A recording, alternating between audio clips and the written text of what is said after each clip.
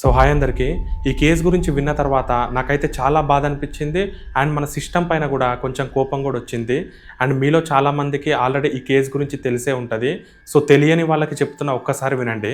రంగారెడ్డి జిల్లాలోని షాబాద్ మండలంలో రాజ్ కుమార్ అనే ఒక 28 ఇయర్స్ ఉన్న ఒక వ్యక్తి పైన ఒక ఫ్యామిలీ పోక్సో కేసు పెట్టిందన్న కోపంతో తనతో పాటు ఒక చాకు తీసుకుపోయి ఆ పోక్సో కేసు పెట్టిన మైనర్ అమ్మాయి వాళ్ళ తల్లిని, ఆ మైనర్ అమ్మాయి వాళ్ళ నాన్నమ్మని, ఆ మైనర్ అమ్మాయిని ముగ్గురిని చాకుతోటి పొడిచి చంపేసిండు. అండ్ అంతటితో ఆగకుండా ఈ రాజ్ కుమార్ తన సొంతింటికి వెళ్ళి తన భార్యని అండ్ చిన్న చిన్న 2 పిల్లలని కూడా గొంతు కోసి ఆ మంచం మీదే పడేసి వెళ్ళిపోయిండు. అలా 6 మందిని చంపేసిన తర్వాత ఇతనే స్వయంగా ఇతని తండ్రికి కాల్ చేసి, నేను ఇట్లా 6 మందిని కిరాతకంగా చంపేసిన, నేను కూడా చనిపోతున్నా అని చెప్పి కాల్ కట్ చేసిండు.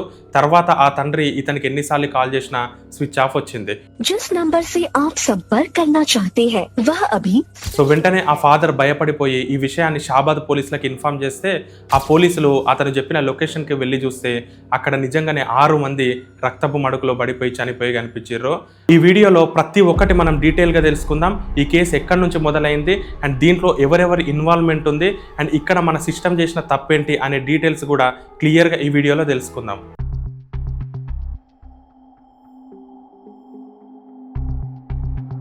అండ్ ఈ కేసు మొత్తం ఎక్కడి నుంచి మొదలైంది అంటే మే 16, 2026 నాడు 17 ఏళ్ల ఒక మైనర్ బాలికకి శంషాబాద్లో ఎగ్జామ్ ఉండడంతో తన తల్లితో పాటు ఎగ్జామ్కి వెళ్ళింది. అలా ఎగ్జామ్ రాసి తిరిగి వస్తూ ఉండగా రాజ్ కుమార్ అనే ఒక 28 ఏళ్ల వ్యక్తి ఆ అమ్మాయిని బలవంతంగా చేయి లాగి ఎక్కడికో తీసుకెళ్లడానికి ట్రై చేసిండు. అలా అతన్ని చూసిన ఈ అమ్మాయి వాళ్ళ తల్లి వెంటనే ఆ అమ్మాయిని తీసుకొని అక్కడి నుంచి వెళ్ళిపోయింది. అయినా కూడా అతను భయపడకుండా వాళ్ళిద్దరిని బలవంతంగా ఆ అమ్మాయిని తీసుకెళ్లడానికి ట్రై చేసిండు. అండ్ అడ్డొచ్చిన ఆ తల్లి ముందే మీ నాన్నని చంపేసినట్టే మిమ్మల్ని కూడా చంపేస్తా అని ఒక వార్నింగ్ ఇచ్చి మరి అక్కడ నుంచి వెళ్ళిపోయిండు. అప్పుడు ఆ తల్లి ఆ అమ్మాయిని తీసుకొని డైరెక్ట్ షాబాద్ పోలీస్ స్టేషన్కి వెళ్ళి, సరే ఇలా ఇతను మాకు థ్రెట్ ఇస్తున్నాడు అండ్ మా అమ్మాయిని కూడా బాగా హెరాస్ చేస్తున్నాడు, దయచేసి అతనిపైన యాక్షన్ తీసుకోండి అని ఆ అమ్మాయి చెప్పడంతో అప్పుడు పోలీస్ వాళ్ళు అతనిపైన పోక్సో కేసు నమోదు చేసారు. యాక్చువల్గా పోక్సో కేసు పడిన వెంటనే వితిన్ 24 అవర్స్లో అతన్ని వెతికి మరీ పట్టుకోవాలి. కానీ ఇక్కడ షాబాద్ పోలీసులు నెగ్లెక్ట్ చేసి, ఎందుకు నెగ్లెక్ట్ చేసినో వీడియో లాస్ట్లో చెప్తా, నెగ్లెక్ట్ చేసి 10 రోజుల తర్వాత అంటే మే 26న అతన్ని రిమాండ్కి అయితే పంపించారు. అలా రిమాండ్కి వెళ్ళిన తర్వాత జూన్ 12న అతను బెయిల్ పైన బయటకు వచ్చిండు. అలా బయటకు వచ్చిన తర్వాత వీళ్ళ మీద బాగా కోపం పెంచుకొని ఇప్పుడు 2 డేస్ బ్యాక్ శుక్రవారం రోజు నైట్ ఎగ్జాక్ట్లీ 11 గంటలకి షాబాద్లో ఉంటున్న ఆ మైనర్ బాలిక ఇంటికి వెళ్ళి వాళ్ళ ఇంటి ముందల్నే కొంచెంసేపు మద్యం దాగి తర్వాత అతనితో పాటు తెచ్చుకున్న చాకు తీసుకొని వాళ్ళ ఇంటి బ్యాక్ సైడ్ నుంచి వెళ్ళి డోర్ నాక్ చేసిండు. అలా డోర్ నాక్ చేసిన వెంటనే ఆ అమ్మాయి కూడా డోర్ ఓపెన్ చేసింది. ఈ సౌండ్ విన్న ఆ అమ్మాయి వాళ్ళ తల్లి కూడా అక్కడికి వచ్చేసరికి ఆమెని ఏమీ ఆలోచించకుండా అతనితో పాటు తెచ్చుకున్న చాకుతోటి పొడిచి చంపేసిండు. ఈ సౌండ్స్ విన్న ఆ ఇంట్లో ఉంటున్న ఒక ముసలావిడ 55 ఏళ్ల ఈ మైనర్ బాలిక వాళ్ళ నాన్నమ్మ, ఆమె కూడా అక్కడికి వచ్చేసరికి ఆమెను కూడా పొడిచి అక్కడే చంపేసిండు. ఆ తర్వాత అదే ఇంట్లో పక్క రూమ్లో ఈ మైనర్ బాలిక వాళ్ళ అక్క, పాపం ఆమె ఫిజికల్లీ హ్యాండిక్యాప్డ్, సో ఆమె అక్కడికి ఏం రాకపోయేసరికి ఆమెని వదిలేసి ఈ మైనర్ బాలికని బలవంతంగా ఇంట్లో నుంచి లాక్కెళ్ళుకుంటూ ఒక కారులో ఎక్కించుకుండు. అలా అమ్మాయిని బలవంతంగా తీసుకెళ్లడం అక్కడ చుట్టుపక్కల ఉన్న సీసీ కెమెరాస్లో కూడా రికార్డ్ అయింది. ఆ విజువల్స్ మీరు ఒకసారి చూడొచ్చు. అలా ఆ అమ్మాయిని కారులో ఎక్కించుకుంటూ అండ్ ఆ కారు కూడా చేవెళ్ళలో ఒక లాంగ్ డ్రైవ్, సెల్ఫ్ డ్రైవ్ ఉంటుంది కదా, అందులో నుంచి రెంట్కి తీసుకొని వచ్చిండు. అలా ఆ అమ్మాయిని తీసుకొని ఈ షాబాద్ నుంచి ఎగ్జాక్ట్లీ 6 కిలోమీటర్ల దూరంలో దైవాలగూడ అని ఈ రాజ్ కుమార్ వాళ్ళ సొంత ఊరు ఉంది. ఆ ఊరి చివర అఖిల్ సాగర్ చెరువు కట్ట అని ఉంటుంది. అక్కడికి తీసుకెళ్లి ఈ అమ్మాయితోటి కాసేపు గొడవపడ్డాడు. మరి అక్కడ కన్వర్జేషన్ ఏం జరిగిందో మనకి తెలియదు, కానీ ఏం జరిగి ఉండొచ్చు అని చుట్టుపక్కల వాళ్ళు ఏం చెప్పారు అంటే, ఆ అమ్మాయితోటి ఇతను లైఫ్ లాంగ్ ఉందామని అనుకున్నాడు, ఆ అమ్మాయిని అందుకే నువ్వు నాతో పాటు ఉండు అని ఫోర్స్ చేసిండు. ఆ అమ్మాయి ఒప్పుకోకపోయేసరికి ఆ అమ్మాయిని కూడా అదే చాకుతోటి గొంతు కోసి చంపేసి అక్కడే పడేసిండు అని చెప్పారు. సో మేబీ అయ్యి ఉండొచ్చు. ఎందుకు అంటే ఒకవేళ చంపాలి అనుకుంటే అతని ఇంట్లోనే చంపేసేవాడు. సో ఇంత దూరం తీసుకొచ్చేవాడు కాదు కదా.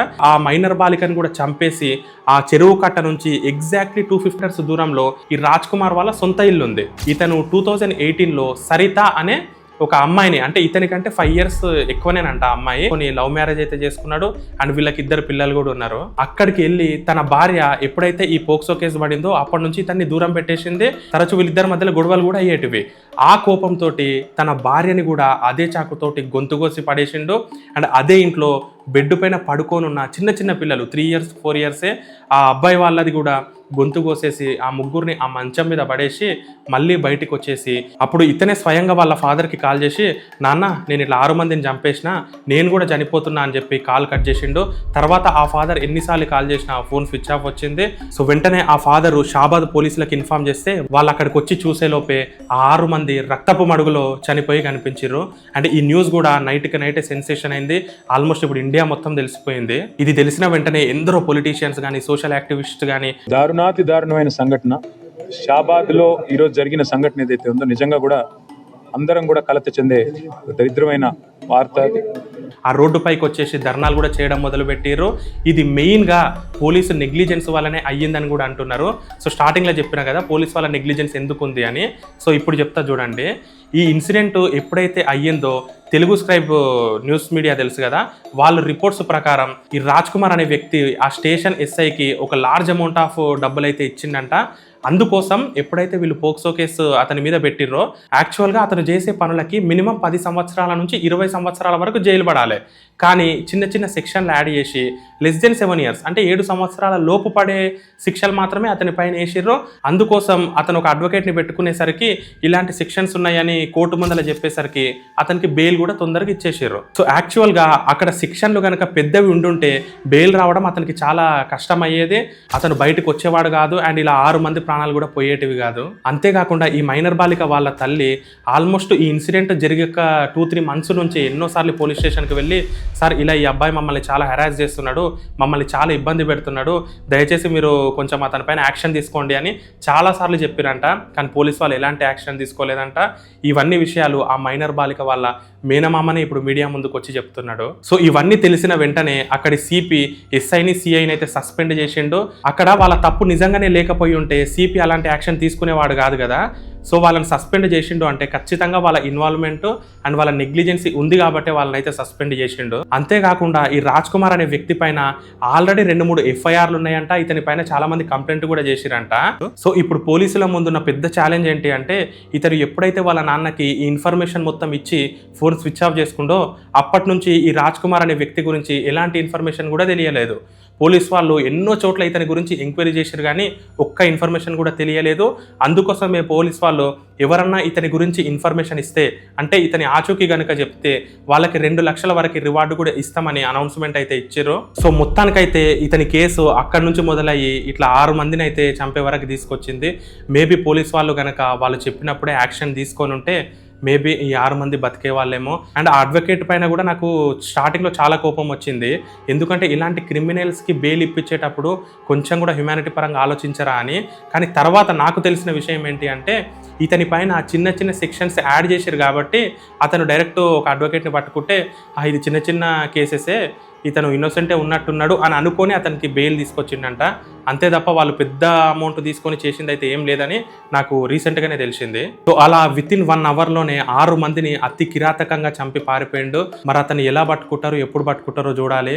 సో చిన్న తప్పు వల్ల 6 ప్రాణాలు పోయినాయి. సో ఈ కేసులో నాకు ఇంకా బాధ కల్పించిన విషయం ఏంటి అంటే, ఈ మైనర్ బాలిక వాళ్ళ అక్క 19 ఇయర్స్ ఆ అమ్మాయికి, ఆమె ఫిజికల్లీ హ్యాండిక్యాప్డ్, ఆమెకి చిన్నప్పటి నుంచి కూడా ఆమె పనులు కూడా ఆమె చేసుకోలేదంట. వీళ్ళు ముగ్గురే ఆ అమ్మాయికి చాలా హెల్ప్ చేసేటోళ్ళు.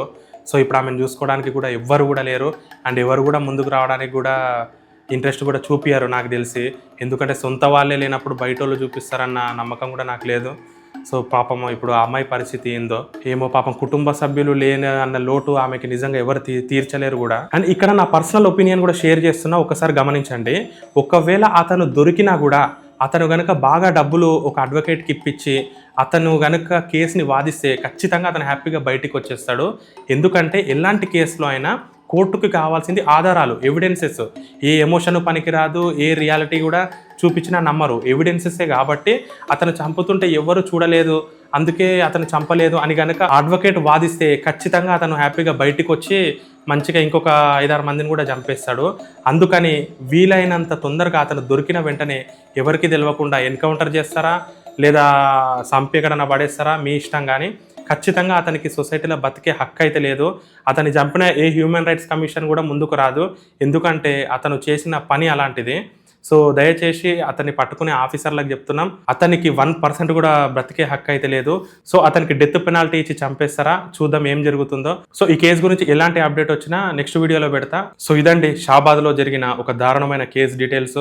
ఈ కేసు గురించి విన్న తర్వాత దీంట్లో ఎవరి తప్పు నుంచి ఈ కేసు మొదలైందో క్లియర్గా కామెంట్ చేయండి. సో ఉంటా మరి, బాయ్, జై హింద్. ఇప్పుడే అందిన ఇంకొక బ్రేకింగ్ న్యూస్ ఏంటి అంటే ఇప్పుడు టైం ఎగ్జాక్ట్లీ 5:10 PM అవుతుంది, జూలై 12th నాడు. సో ఇప్పటికీ అందింది అయితే ఈ రాజ్ కుమార్ అనే వ్యక్తి ఒక ప్లేస్లో దొరికిండంట. ఒక వ్యక్తి చెప్తున్నాడు, మరి ఇందులో ఎంత నిజం ఉందో ఏమో తెలియదు. పోలీసులు అయితే అరెస్ట్ చేసిర్రు అని అయితే వాళ్ళు చెప్తున్నారు. మరి అఫీషియల్గా అయితే ఏ పోలీస్ వాళ్ళు కూడా స్టేట్మెంట్ ఇవ్వలేదు. సో చూద్దాం ఏం జరుగుతుందో. రానా టిఫిన్ ఏడు ఉంటుంది, టిఫిన్ ఏడు ఉంటుంది అంటే తిమ్మాపూర్లో ఉంటా అని చెప్పిన. వస్తే బండి వేరే బండి ఏం చేసిన ఆపి, వేరే బండి ఆపి ఆ బండి మీద వెళ్తుండ్రు. అక్కడ కానిస్టేబుల్ వచ్చి ఆయన పట్టుకోగలిగాను. అక్కడ వేరే ఉరుకుతుండే బండి మీకు కూడా బండి ఆపి దుంకి వెళ్తుండే అక్కడ అన్నమాట. దుంకి వెళ్తే ఆ కానిస్టేబుల్ పట్టుకొని వెళ్ళిన. ఆయన ఎన్ని గంటలకు జరిగింది? మీదంటే టైం చూసుకోలేదు. నువ్వు పట్టుకోలే ఆయన? నేను పట్టుకోలేదు. ఆయన ఎట్లా వచ్చింది? వెహికల్ మీద వచ్చినా? వెహికల్ మొత్తం నడుచుకోవచ్చు చీటి ఇక్కడ నడుచుకోవచ్చు. చేస్తుండే జామకాయ జామకాయ తిని చేత పట్టుకుంటూ ఒకటి ఏం లేదు, నడుచుకుంటూ అక్కడ వచ్చినట్టున్నాడు. ఇక్కడ వచ్చింది తెల్లగా ఈ అయితే పడ్డాడు. లేవు వెహికల్స్ లేవు. పారిపోతుంటే ఆయన టర్నింగ్ కాడ పోయి చూసాను. దుంకిపోతుందా? ఉరుకుతున్నా అక్కడ ఉరుకుతాక ఆయన వచ్చి పట్టుకుని గలబట్టి ఒకటే ఎక్కువ ఆయన వేరే వ్యక్తి బైక్ మీద వచ్చిందా? బైక్ మీద వచ్చి అక్కడికి బైక్ మీద కానిస్టేబుల్ ఒకటే వచ్చింది. అప్పుడు వచ్చి సరే.